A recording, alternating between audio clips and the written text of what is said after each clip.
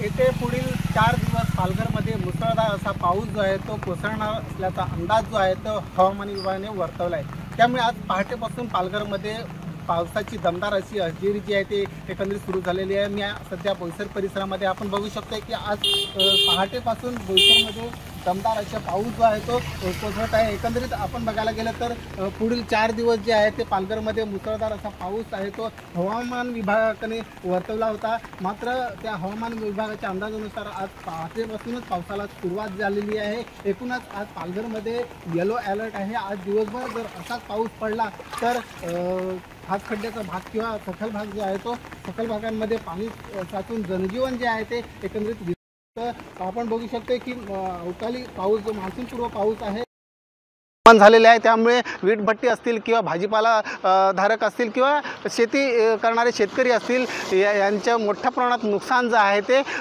झालेलं आहे। मात्र अशा परिस्थितीमध्ये पालघरमध्ये असाच जर पाऊस सुरू राहिला तर पालघरमधील जनजीवन जे आहे ते विस्कळीत होऊन नागरिकांना काहीसा त्रास जो आहे तो सहन करावा लागेल। रुपेश पाटील, साम टीव्ही। देश विदेशातील प्रत्येक घडामोडींचे लाईव्ह अपडेट मिळवण्यासाठी आता साम टीव्हीच्या सर्व सोशल मीडिया प्लॅटफॉर्मला लाईक, फॉलो आणि सबस्क्राईब करा। तसंच सर्व नोटिफिकेशनसाठी बेल आयकॉन प्रेस करायला विसरू नका।